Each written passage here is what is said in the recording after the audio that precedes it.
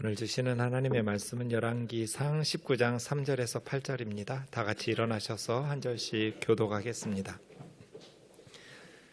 그가 이 형편을 보고 일어나 자기의 생명을 위해 도망하여 유다에 속한 브엘세바에 이르러 자기의 사원을 그곳에 머물게 하고 자기 자신은 광야로 들어가 하룻길쯤 가서 한 로뎀나무 아래 앉아서 자기가 죽기를 원하여 이르되 여호와여 넉넉하오니 지금 내 생명을 거두시옵소서. 나는 내 조상들보다 낫지 못하니이다 하고 로뎀나무 아래 누워 자더니 천사가 그를 어루만지며 그에게 이르되 일어나서 먹으라 하는지라. 본즉 머리맡에 숯불에 구운 떡과 한 병 물이 있더라. 이에 먹고 다시 누웠더니 여호와의 천사가 또다시 와서 어루만지며 이르되 일어나 먹으라. 내가 갈 길을 다 가지 못할까 하노라 하는지라. 이에 일어나 먹고 마시고 그 음식물에 힘을 의지하여 40주 40야를 가서 하나님의 산 호렙에 이르니라. 아멘. 자리에 앉으셔서 기도하겠습니다. 우리에게 말씀 주시기를 기뻐하시는 하나님 아버지, 이 시간에도 우리에게 하나님의 말씀을 전하여 주시고 우리가 하나님의 말씀에 따라 지금 어떻게 순종하며 살아야 될지 인도하여 주옵소서. 미련하고 연약한 종을 주님 손에 맡겨옵고 예수님의 이름으로 기도하옵나이다. 아멘. 엘리야 선지자는 최악의 시대에 하나님께서 주신 최고의 선물 같습니다. 하나님께서 십자가를 앞둔 예수님에게 변화산으로 모세와 엘리야 선지자를 보내주셨습니다. 구약의 수많은 인물들 중에 모세와 함께 예수님의 십자가를 위해서 예수님을 격려하고 예수님과 변화산에서 함께 대화를 나눴던 선지자가 엘리야입니다. 엘리야는 수많은 선지자들 중에 대표적인 선지자이고 대표적인 하나님의 사람이라고 말할 수 있습니다. 북이스라엘의 왕들의 계보를 보시면 엘리야 선지자가 사역했던 시대는 아합 왕 때입니다. 이 아합 왕 때 그 영적인 상황을 16장 30절부터 이렇게 말합니다. 오므리의 아들 아합이 그의 이전의 모든 사람보다 여호와 보시기에 악을 더욱 행하여, 우리 인생에 여호와 보시기에 다음에 나오는 단어가 제일 중요한 단어라고 그랬잖아요. 오므리의 아들 아합 왕은 그 이전의 모든 사람보다 여호와 보시기에 악을 더욱 행한 사람입니다. 느바스 아들 여로보암의 죄를 따라 우상숭배하는 것들을 가볍게 여기고 특히 이 아합의 영적인 타락은 그의 아내 이세벨에 의해서 더 가중되었는데 이세벨은 북쪽에 있는 시돈의 왕 엣바알의 딸이었습니다. 그래서 이세벨을 아내로 삼고 바알을 섬겨 예배하고 사마리아의 바알의 신전에 건축하고 바알을 위해서 제단 쌓고 아세라상 만들고, 그는 그 이전 이스라엘의 모든 왕보다 심히 이스라엘 하나님 여호와를 분노하시게 했다, 이렇게 말합니다. 두 번이나 반복해서 아합에 대해서 그 이전의 모든 사람보다 그 이전의 모든 왕들보다 하나님 보시기에 더욱 악을 행하고 하나님을 노하시게 했다라고 이야기합니다. 최악의 상태입니다. 그런데 마치 하나님께서 이스라엘 백성들에게 최고의 선물처럼 엘리야 선지자를 보내주셨습니다. 하나님의 선물, 아무리 세상이 힘들고 어려워도 함께 하나님을 섬기는 그 사람을 생각하면 용기가 나는 사람이 있습니다. 엘리야 선지자 같이 하나님께서 어두운 시대를 살아가는 우리에게 하나님의 선물과 같은 힘이 되어주는 그러한 사람으로 살았으면 좋겠습니다. 우리 가족들에게 나는 하나님의 선물인가? 우리 배우자에게, 자녀들에게 나는 하나님의 선물일까? 우리 교우들에게, 또 우리 학교나 직장에서, 사회에서 친구들에게 나는 하나님의 선물일까? 엘리야 선지자, 가장 영적으로 힘겨운 시대를 살아가는 하나님의 백성들에게 최고의 선물 같은 사람이었습니다. 한편으로 생각해 보면 하나님께서는 그만큼 하나님의 백성들을 사탄에게 빼앗기기 싫으셨는 것 같습니다. 수많은 능력으로 엘리야 선지자를 통해서 살아계신 하나님을 증거하시고 드러내심으로써 우상 숭배에 빠져버린 이스라엘 백성들을 하나님에게로 회개하고 돌이키게 하려고 몸부림치신 것 같습니다. 열왕기상 19장 10절에 보면 엘리야 선지자는 내가 만군의 하나님 여호와께 열심히 유별했다고 고백하고 있습니다. 이세벨은 하나님의 제단들을 다 헐어버렸고 하나님을 바르게 섬기는 선지자들을 다 죽였습니다. 이전의 왕들이 이런 왕이 없어요. 하나님 섬기는 선지자들을 죽이고 하나님의 제단을 헐어버렸던, 그래서 백성들이 두려우니까 이제 하나님과의 언약을 버리고 바알과 아세라, 이세벨의 요구대로 우상을 숭배하면서 다 떠났지만, 무릎 꿇고 굴복했지만 엘리야는 끝까지 남아서 하나님을 섬기며 순종했던, 일사각오의 정신으로 그 누구보다 만군의 하나님 여호와를 위해서 열심히 유별났던 사람, 최고의 하나님의 사람이라고 말할 수 있습니다. 성경에 보면 엘리야 선지자의 등장이 좀 갑작스럽다 싶습니다. 엘리야 선지자에 대해서 17장 1절이 처음 엘리야 선지자가 나오는데, 이 선지자가 도대체 어느 지파 출신인지, 아버지와 또 그의 조상들은 누군지 전혀 성경에 언급이 없습니다. 신비로운 존재이고 갑자기 등장합니다. 길르앗의 디셉 사람 엘리야, 이렇게만 소개하고 있습니다. 길르앗은 지도에서 보시는 것처럼 요단강 동쪽, 야복강 그 위쪽을 길르앗 땅이라고 부릅니다. 우리는 추측하기를 갓 지파이거나 므낫세 지파 출신이 아닐까, 이렇게 추측은 할 수 있습니다. 그러나 성경 어디에도 엘리야 선지자가 어느 지파 출신인지조차 정보를 제공해 주지를 않습니다. 디셉이라는 단어도 이런 도시가 성경에 나온 적이 없습니다. 그래서 여기가 성읍 이름인지 아니면 사람 이름인지 직업 이름인지 정확히 알 수도 없습니다. 어쨌든 엘리야가 딱 아합 왕에게 가서 내가 섬기는 이스라엘의 하나님 여호와께서 살아계심을 두고 맹세하는데 앞으로 내가 말하기 전까지 수년 동안 비와 이슬이 있지 않을 거라고 선전포고를 합니다. 왜 하필이면 비와 이슬이 끊어지는 그러한 재앙을 말씀하셨을까? 이스라엘은 농경사회이기 때문에 비가 내리지 않으면 심각해지는 어려움을 겪을 것이고, 더 중요한 것은 바알이라는 신이 비를 주관하면서 풍요를 내려준다고 섬겼던 신이기 때문에 그렇습니다. 바알이 비를 내려주고 싶어도 내가 섬기는 이스라엘의 하나님 여호와께서 막으시면 바알은 아무것도 할 수 없다. 비를 주관하면서 우리에게 풍요를 주시는 분은 바알이 아니라 우리 이스라엘의 하나님 여호와라는 것을 가르치고 싶은 겁니다. 자, 이제 엘리야 선지자는 어떻게 해야 될까요? 이거는 자기 생각을 전한 게 아니겠죠? 하나님께서 엘리야에게 너 아합에게 가서 이렇게 비가 내리지 않을 거라고, 이슬도 있지 않을 거라고 경고하라고, 내 말을 전하라고 하셨겠죠. 하나님이 하라고 하셔서 목숨 걸고 지금 아합 왕에게 가서 내가 말하기 전까지 내 말이 없으면 수년 동안 비도 이슬도 내리지 않을 거라고 예고했습니다. 자, 이제 하나님 말씀 전했으니까 엘리야 선지자는 뭐 해야 될까요? 하나님께서 저와 여러분에게 어떤 말씀을 하셨어요. 그럼 우리는 뭐 해야 돼요? 저는 귀가 잘 안 들려요. 크게 말씀하셔야 돼요. 웅얼웅얼 하시면 알아들을 수가 없어요. 이제 엘리야 선지자 뭐 해야 될까요?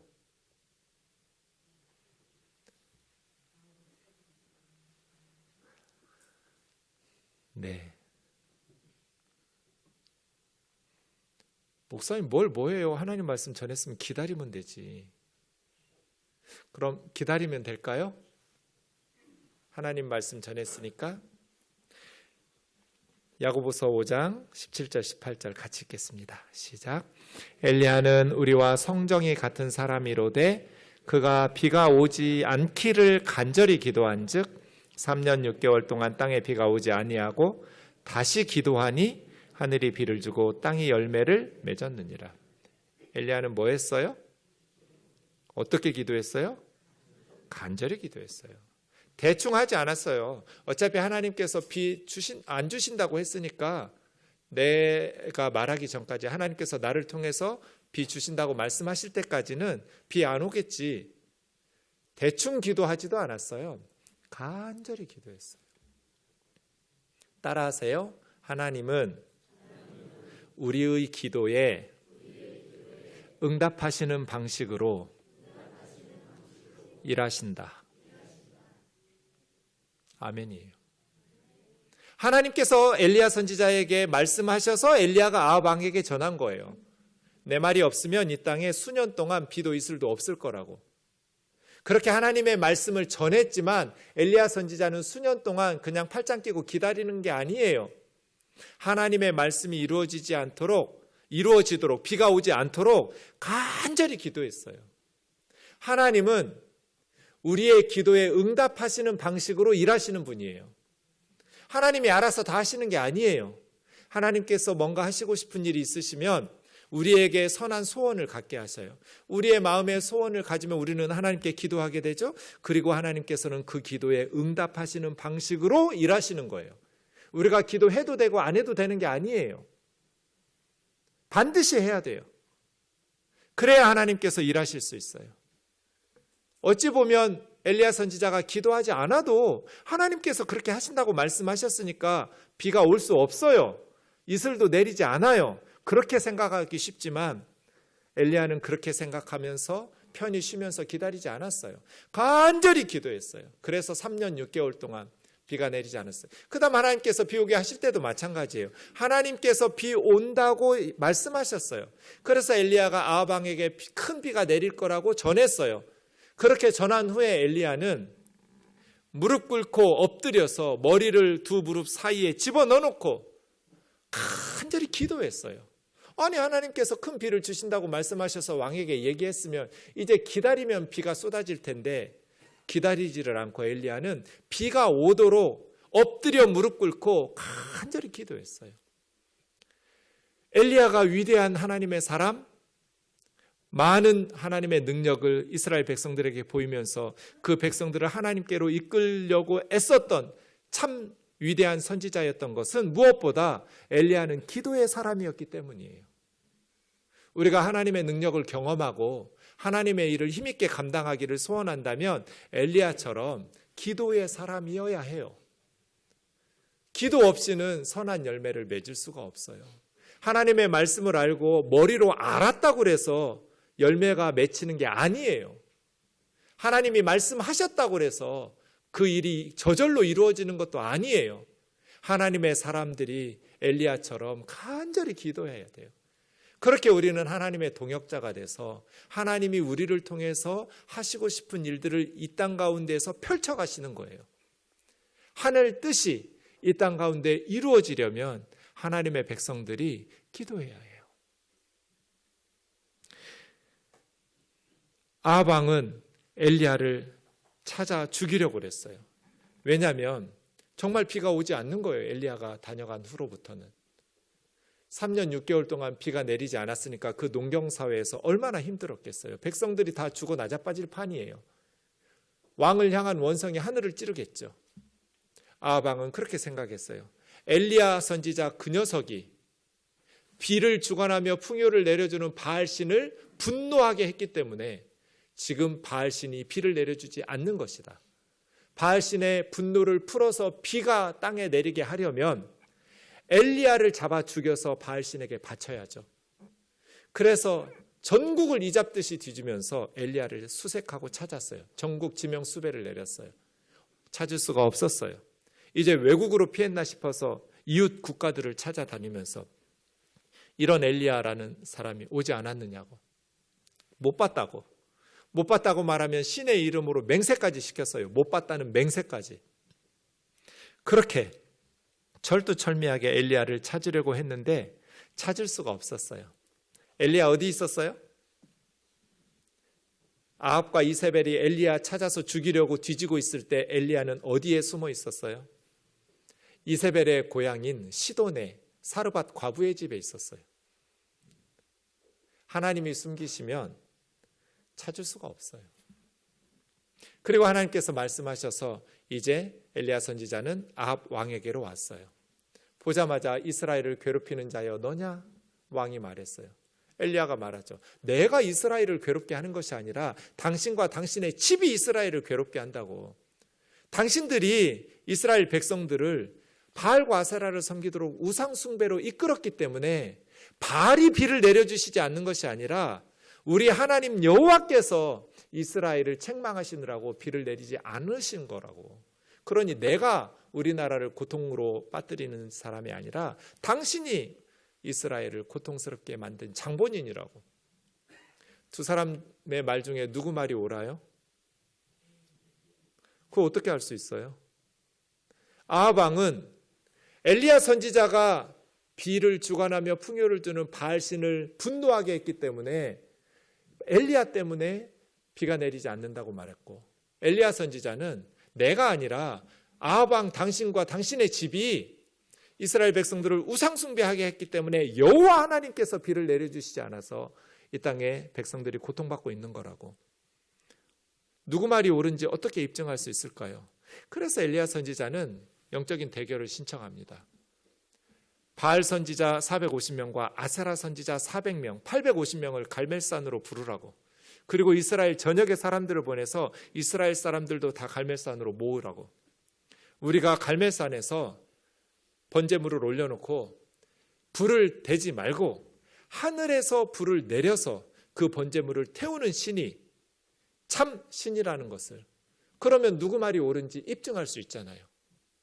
그런 영적 대결을 신청하고, 그래서 아합 왕은 이스라엘 전역의 사람들을 보내서 갈멜산으로, 지중해 해변에 있는 나지막한 산입니다. 갈멜이라는 단어 자체가 언덕이란 뜻이니까 높은 산이 아니에요. 관심 있는 이스라엘 백성들 그리고 각 지파의 리더들은 다 모였겠죠. 그리고 이세벨이 막아서 그랬는지는 모르겠지만 아세라 선지자 400명은 남았고 바알 선지자 450명이 갈멜산으로 모였습니다. 송아지 2마리를 잡아놓고 번제단 위에다가 각각의 제물을 쌓아놓고 먼저 엘리야 선지자는 양보합니다. 당신들이 숫자도 많고 하니까 먼저 시작하라고. 450명의 바알의 선지자들이 온 힘을 다해서 바알에게 큰 소리로 부르짖으면서 불을 내려달라고 외칩니다. 엘리야가 조롱하기도 하죠. 지금 낮잠을 주무시는지 묵상 중인지 출타 중인지 큰 소리로 하라고. 그랬더니 그 사람들이 더 큰 소리로 막 몸을 자해하면서까지 합니다. 엘리야 선지자가 이렇게 갈멜산의 전투를 한 것은 이스라엘 백성들에게 보여주기 위해서예요. 이스라엘 백성들에게 말합니다. 너희가 바알과 여호와 하나님 둘 사이에 언제까지 머뭇머뭇하려느냐. 이 머뭇머뭇한다고 번역한 단어가 파사흐입니다. 파사흐라는 단어는 2가지 중요한 뜻이 있는데, 하나는 넘어간다는 뜻이 있어요.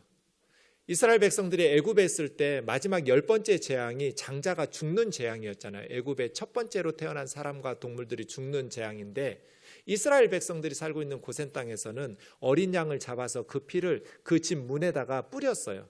그리고 그날 밤에 죽음의 사자가 넘어갔어요. 피가 있는 집은 장자들을 죽이지 않고 그냥 넘어갔다고 해서 유월절이죠. 너물유, 너물월. 유월절, 영어로 패스오버라고 그래요. 이 패스오버한 것이 파사흐예요. 그래서 유월절이 패사흐예요. 패사흐. 넘어가다라는 뜻이고요. 또 하나 이 단어는 절뚝거리다는 뜻이 있어요. 다윗의 친구 사울왕의 아들 요나단이 있었죠. 그 요나단의 아들 중에 무비보셋이라는 아들이 있었는데 다리를 절었어요. 그때 파사흐예요. 여러분, 엘리야 선지자가 이스라엘 백성들에게 너희가 언제까지 두 신 사이에서 넘어갈 거냐고 하는 게 좋겠어요? 절뚝거릴 거냐고 하는 게 좋겠어요? 절뚝거릴 거냐. 그래서 표준 세번역과 공동 번역에서는 언제까지 양다리를 걸칠 거냐 이렇게 번역했어요. 한쪽 다리는 이쪽에 하나님에게 놓고 한쪽 다리는 바알에게 놓으니까 하나님과 바알은 같이 가지 않는데, 전혀 다른 방향인데, 그러니 이스라엘 백성들이 둘 다를 섬기려고 하니까 양다리를 걸치니까 제대로 빤듯이 걸어갈 수가 있겠어요? 비틀비틀 절뚝절뚝 걷겠죠. 그런 뜻이에요. 너희가 언제까지 둘 사이에서 둘 다 하나님도 섬기고 바알도 섬기면서 그렇게 우상 숭배하면서 하나님을 분노하게 할 거냐. 여호와가 하나님이면 하나님만 섬기고 바알이 만일 하나님이라면 바알만 섬겨라. 그런데도 이스라엘 백성들은 아무 말도 안 해요. 침묵하죠. 그래서 이제 엘리야 선지자는 바알의 선지자들과 대결을 시작하는 겁니다.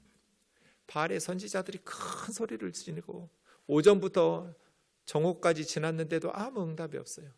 다시 저녁 소제 드리는 오후 서너 시까지 이제 그 사람들은 자기 입으로 팔을 물어뜯고 칼과 창으로 막 몸을 자해하고 그러거든요. 그렇게 바알 신에게 자신들의 모든 열정을 다 쏟아부어서 450명이 갈매산에서 뛰놀면서 큰 소리를 지르면서 울부짖으면서 몸을 칼로 창으로 자해가면서 피를 뚝뚝 흘려가면서 이런 걸 뭐라고 그래요? 광란이라고 그래요. 미쳤어요. 광란의 퍼포먼스를 하고 있는 거예요. 그런데도 아무 소리도 없고 아무 응답도 없었어요. 적어도 6시간 이상은 그렇게 뛰놀았던 것 같아요. 오전부터 저녁 소제 때까지니까. 이제 엘리야 선지자가 백성들에게 가까이 오라고 하면서 아합과 이세벨이 허물어 버렸던 여호와의 제단을 다시 쌓고 그 위에 나무를 올리고 번제물을 올려놓고 뭐 광란의 퍼포먼스 할 것도 없어요. 그냥 심플하게 기도해요. 450명이 떠들었는데 이제 한 사람이 하나님 앞에서 기도하는데 그냥 혹시라도 눈속임이나 사기쳤다고 할까 봐 12통에 물을 부으라고 그래요.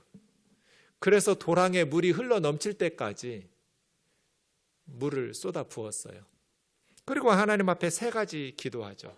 첫 번째, 하나님께서 참 하나님이신 것과, 두 번째, 내가 하나님의 종이라는 것과, 세 번째, 내가 하나님의 말씀대로 이 모든 일을 하고 있다라는 것을 이스라엘 백성들이 알게 해주세요.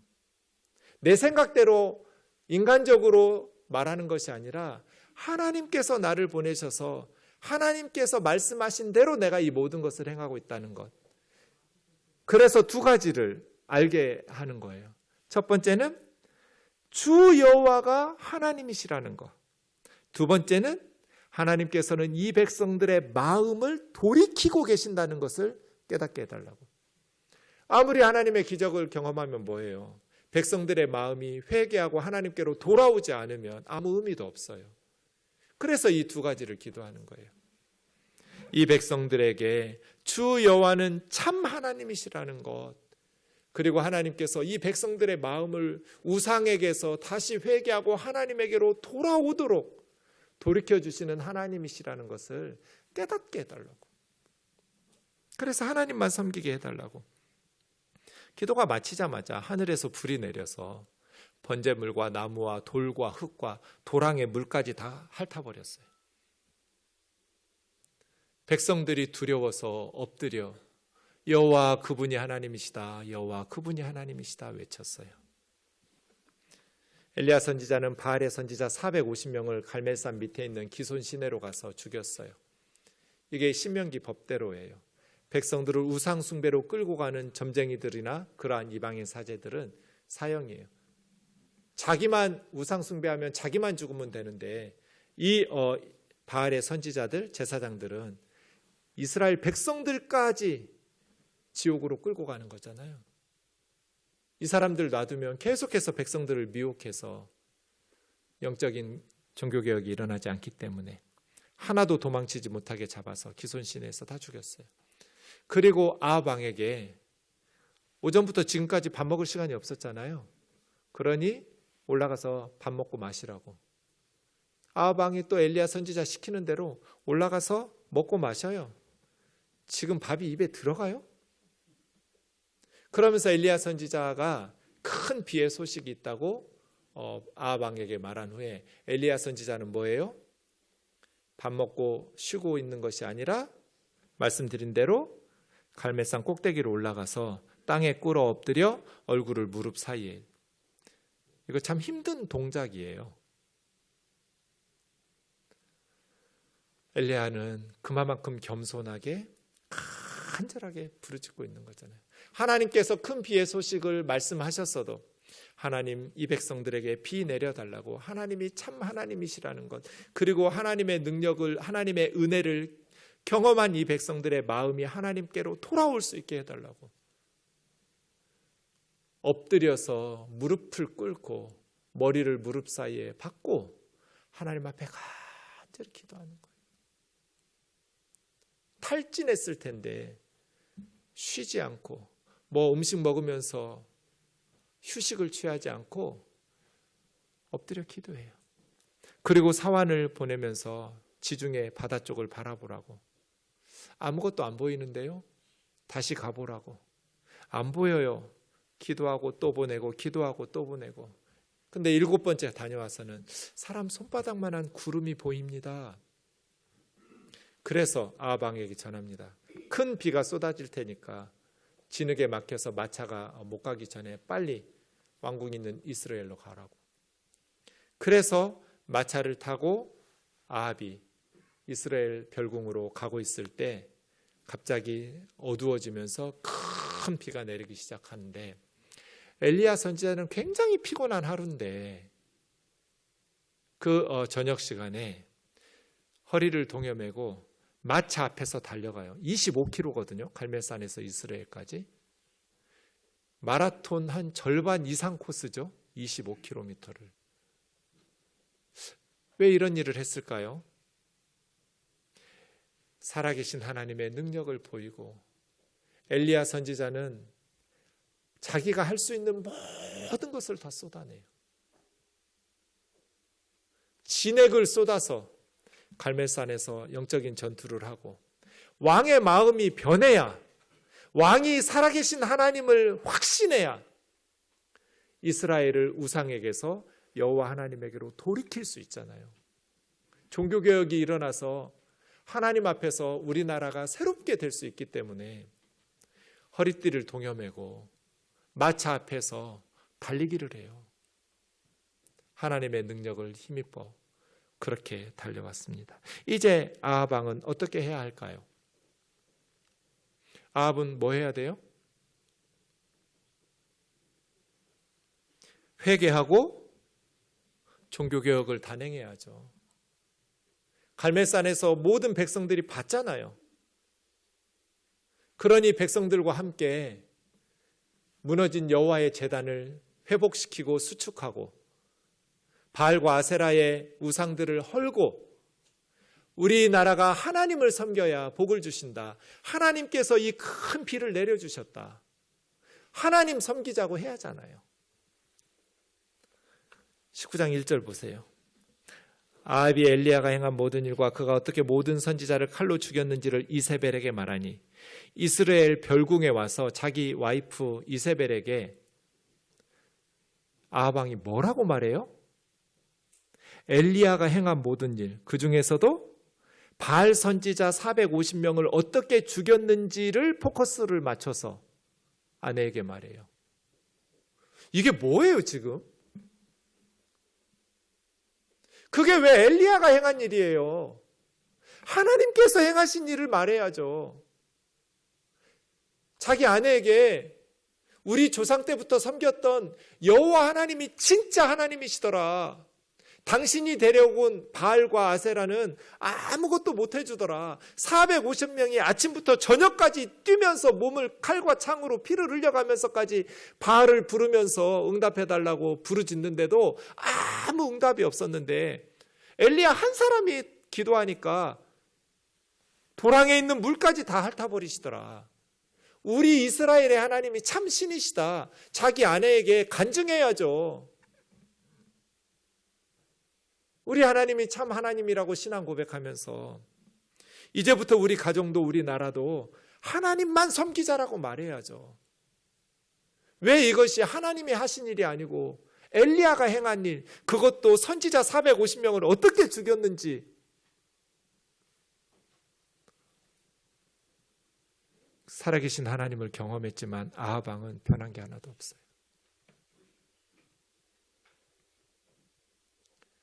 하나님에게로 조금도 마음의 문을 열지 않았어요. 이것이 갈멜산의 기적을 경험한 사람의 정상적인 반응이에요. 우리는 생각할 때 하나님께서 믿지 않는 사람들에게 놀라운 기적을 체험하게 하시면 그 사람들이 하나님을 믿을 수 있을 줄 생각하지만 꼭 그런 건 아니에요. 엄청난 하나님의 기적을 체험해도 하나님의 은혜가 아니고 성령의 역사가 없으면 믿을 수 없더라고요. 그래서 우리는 기도해야 돼요. 하나님께서 사람들의 마음 문을 열어주시고 믿음을 주시도록. 하나님의 기적을 체험한다고 해서 다 하나님을 믿는 건 아니에요. 엄청난 기적을 경험했잖아요. 하나님 안 믿어요. 그래서 이세벨이 뭐라고 말해요? 사람을 엘리야에게 보내면서 내가 내일 이맘때 반드시 네 생명을 저 죽었던 450명의 바알의 사람들 중에 하나와 같이 죽이겠다고 시간을 딱 지정해 놓고, 만약 내가 너를 내일 이 시간까지 죽이지 않으면 신들이 벌 위에 벌을 내가 내리는 것이 마땅하다고 신들의 이름을 걸고 죽이겠다고 협박했어요. 왜 군사들 바로 보내서 죽이지 않고 협박만 했을까요? 모든 백성들이 살아계신 하나님을 경험했기 때문에 엘리야를 섣불리 건드렸다가는 역공이 일어나겠죠. 내가 잘못을 뉘우칠 수 있는 시간을 하루 정도 줬는데도 빠득빠득 해가지고 내가 죽였다, 이런 핑계거리를 삼으려고 했는지 바로 죽이지 않고 내일 이 시간까지, 어찌 보면 도망가라고 말해주는 것처럼. 그래서 엘리야가 이 형편을 보고 일어나 자기 생명을 위해 도망하여 유다 브엘세바까지 도망갔어요. 브엘세바는 이제 북이스라엘에서는 안전한 곳이 없어요.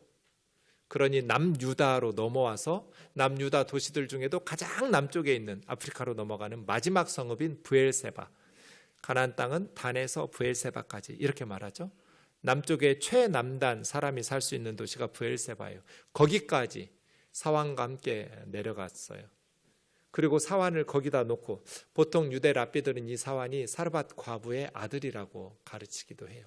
누구인지 모르지만 어쨌든 사환과 둘이 갔다가 브엘세바의 사환을 내려놓고 자기는 하룻길 광야 남쪽으로 더 바란 광야로 내려가서 로뎀나무 아래서 엎드려 있었어요.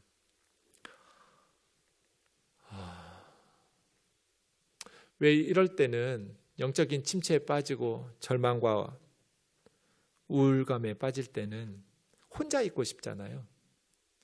사환은 브엘세바까지, 그리고 거기다가 사환조차 내려놓고 자기 혼자 하룻길을 더 내려가서 광야에서 저 로뎀나무 아래 엎드려서 하나님 앞에 기도하는 거예요. 여호와여, 넉넉하오니 지금 내 생명을 거두시옵소서.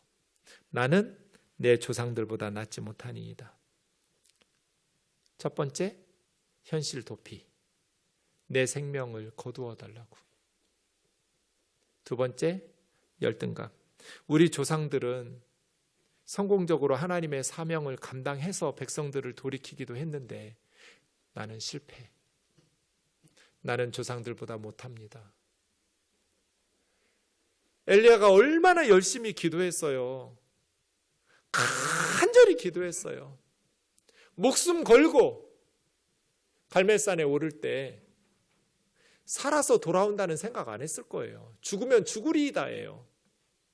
하나님 의지하고 목숨 걸고 일사각오의 정신으로 올라가서 갈멜산에서 살아계신 하나님의 능력을 보이고 간절히 기도해서 큰 비를 내리고 왕 앞에서 허리띠 동여매고 이스라엘까지 달려갔는데 달라진 게 하나도 없어요.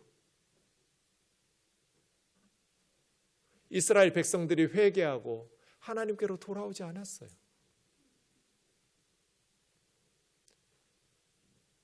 사역의 실패가 엘리야 선지자에게 깊은 영적인 침체에 빠지게 만들었어요.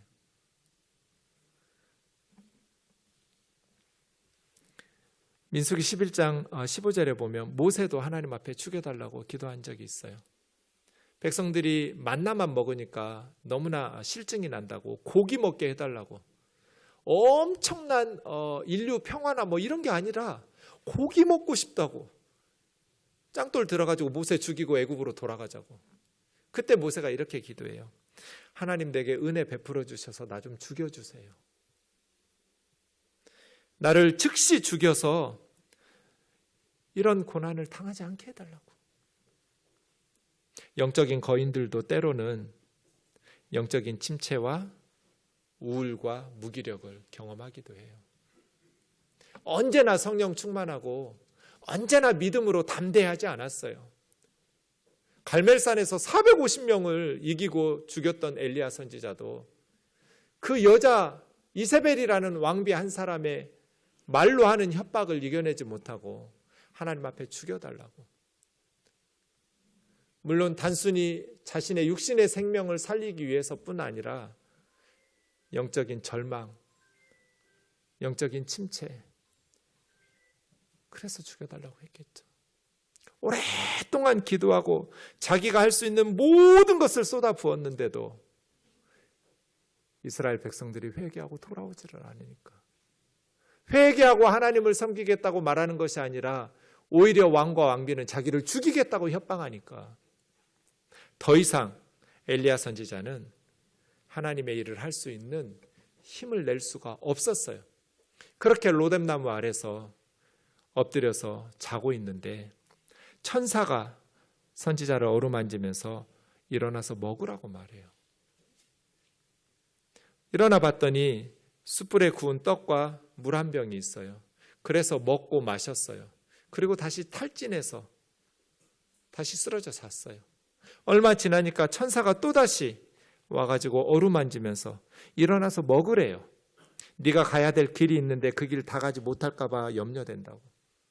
그래서 또 일어나서 먹고 마시고 음식물 힘 의지해서 40주 40야를 가서 십계명을 주셨던 시내산 하나님의 산 호렙에 이르러서 새로운 하나님의 음성을 듣게 됩니다.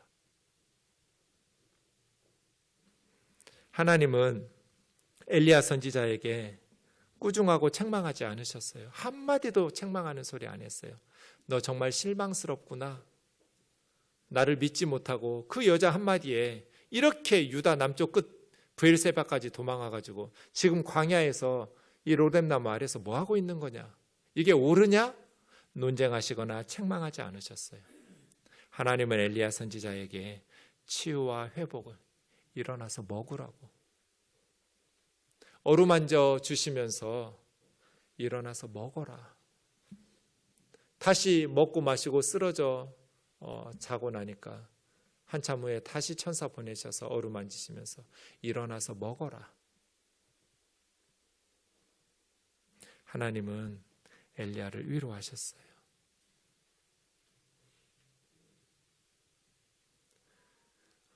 우리 아이들이 최선을 다해서 했는데 실패하고 절망 속에서 헤맬 때 어떡하냐고 걱정하는 건 부모의 자세가 아니에요. 분석하고 논쟁하고 책망하는 것이 아니라 일어나서 먹어라. 그게 부모의 역할이죠. 일어나서 먹어라. 기운 차려야 네가 가야 될 길을 다시 용기 내어서 갈 수 있지 않겠냐고. 여러분 지금까지 사시면서 어떤 순간이 제일 슬프셨나요? 저는 그때는 몰랐는데 지나놓고 보니까 그때가 제일 슬펐어요. 제가 31살에 개척을 했어요. 개척하려 해서 한 것이 아니라 동기 목사님 두 가정이 개척한다고 하셔서 이렇게 같이 하자고 개척에 이렇게 초대해서 얼떨결에 개척을 시작한 나이가 31살이었어요. 열심히 했는데 쉽지 않았어요. 저희 아이가 그때 6살이었어요. 5살 때는 전에 섬기던 교회에 유치원이 있었기 때문에 유치원을 1년 다녔는데 6살 때 엄마 아빠가 개척하니까 유치원을 못 다니고 이제 유치원을 보낼 돈이 없으니까 그냥 집에서 말이 좋아서 홈스쿨이지 엄마 아빠 따라다니면서 전도지 꽂는 거예요. 엄마 아빠가 전도지 꽂고 있으면 그 마을에 놀이터에서 혼자 놀고, 그렇게 1년 보내고, 그 다음 새해가 되어서 7살이 되었는데 나이가 생일이 늦으니까 학교를 보낼 상황도 아니고 해서, 근데 1년 동안 열심히 했지만 교회는 이렇게 교우들이 많지 않았어요. 1년 동안 사례비를 10원도 받을 수 없었어요. 교회 운영도 빠듯했으니까요. 2년 차도 마찬가지였어요. 유치원 보낼 돈이 없으니까 7살에도 그냥 아무 대책이 없이 시간이 흘러가는데, 2월 마지막 주 월요일이 됐는데 퇴근하고 집에 갔더니 아들이 저를 불러요. 아빠 할 말 있어요. 그래서 둘이 앉았어요. 방에 서로 마주보고. 근데 아이가 고개를 숙이고 아무 말도 안 하는 거예요.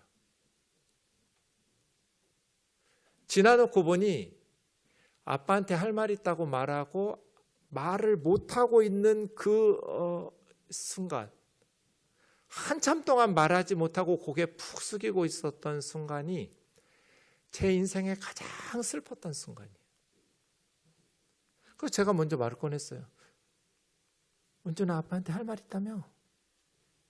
그랬더니 기어 들어가는 소리로 아빠 저 유치원 좀 보내주시면 안 돼요? 그러더라고요. 2월 마지막까지 참은 거예요, 애가. 왜냐하면 3월 2일부터 유치원 개원하잖아요. 근데 엄마 아빠가 아무 행동도 안 하는 거예요. 자기 유치원 보낼 생각을 안 하고 있어. 그러니까 유치원 좀 보내주시면 안 돼요 했는데 제가 3글자로 대답했어요. 보내줄게. 이렇게 할 수가 없었어요. 돈이 없으니까. 알았어. 그렇게 대답했어요. 너 유치원 가고 싶은 거 알았다고. 그리고 못 보냈어요. 이제 나중에 우여곡절 끝에 우리나라가 그렇게 좋은 나라인 줄 처음 알았어요. 유치원비를 50%나 대주는 걸 나중에 알았어요. 그 주간에. 그리고 어떻게 해가지고 7살 때 유치원을 하나님의 은혜로 보냈는데, 여러분, 제가 그 다음에 어떻게 목회를 했을까요? 목숨 걸고 목회했어요.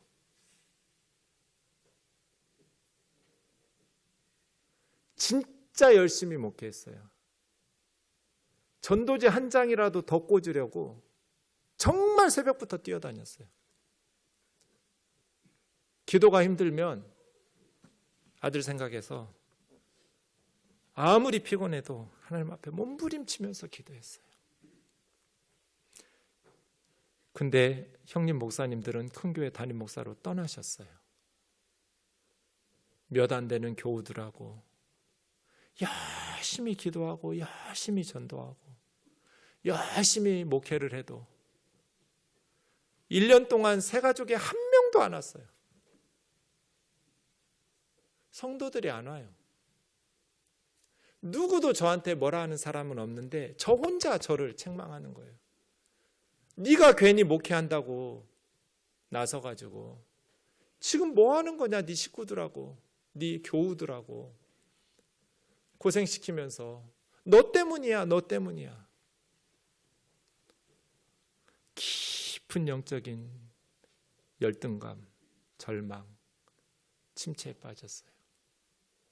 겉으로는 아닌 척하면서 몸부림쳤지만 그러면 그럴수록 더 저는 점점 무너졌어요.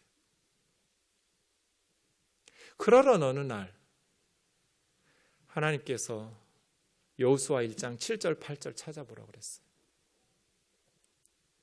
거기 읽어봤더니 이 율법책을 네 입에서 떠나게 하지 말고 밤낮으로 이 말씀을 묵상하면서 그 가운데 기록된 대로 오른쪽으로도 왼쪽으로도 치우치지 말고 그대로 다 지켜서 행하라고.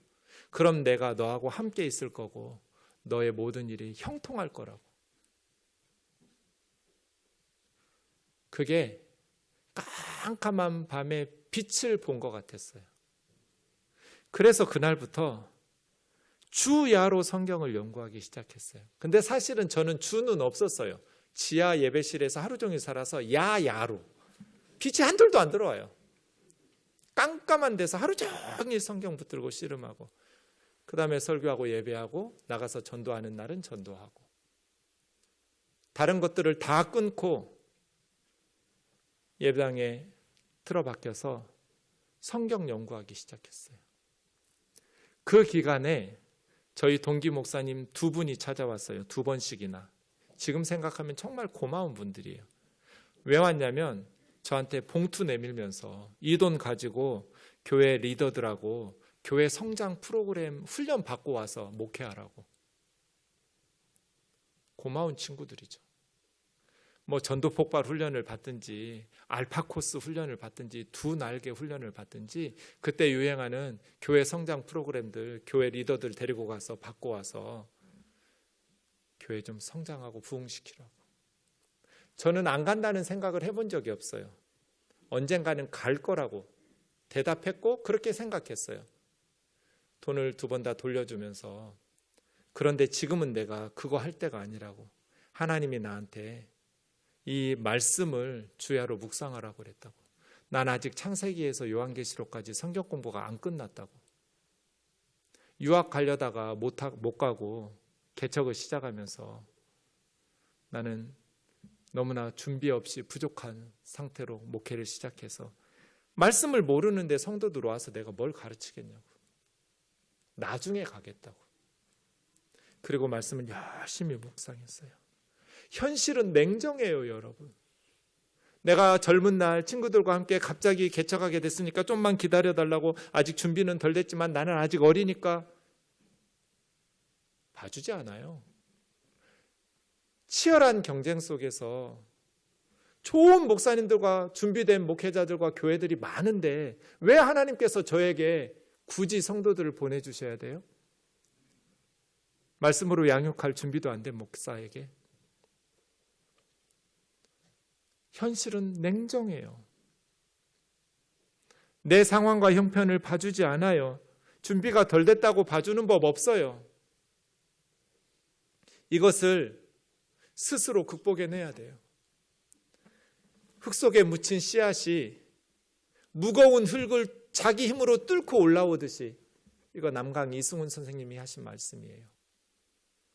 냉정한 현실 속에서 우리는 연약한 힘이지만 무거운 흙을 스스로 뚫고 땅 위로 올라와야 돼요.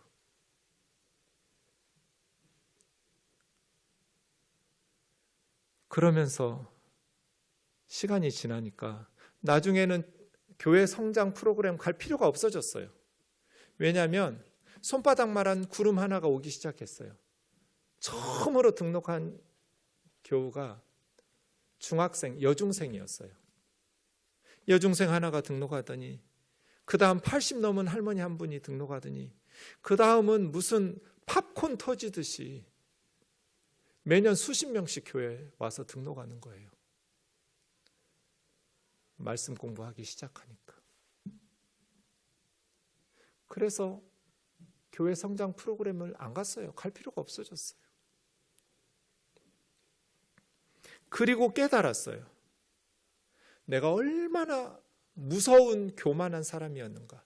교만한 것이 얼마나 무서운 죄인가. 내가 할 수 있을 거라고. 열심히 하면 될 거라고. 그렇게 하나님 앞에 목숨 걸고 기도하고 금식하면 하나님께서 우리 교회에 성장시켜 줄 거라고. 그 교만이 얼마나 어리석은 일이고 무서운 일인가. 나는 할 수 없구나. 하나님께서 돕지 않으시면 아무것도 할 수 없구나. 나는 연약한 씨앗이고 내가 뚫고 올라갈 흙은 너무나 무겁고 너무나 버거운 일이어서 하나님께서 힘주시고 하나님께서 함께하지 않으시면 내가 이 상황을 벗어날 수 없다라는 것을 철저하게 깨달았어요. 내 힘으로 안 된다는 것을, 내가 교만했었다라는 것을 철저하게 깨달았어요. 그리고 하나님 앞에서 엎드리고 하나님의 은혜를 구할 때 하나님의 말씀이 한 방울 한 방울 떨어지면서 회복과 치유가 일어나기 시작했어요. 내 영혼이 살아나니까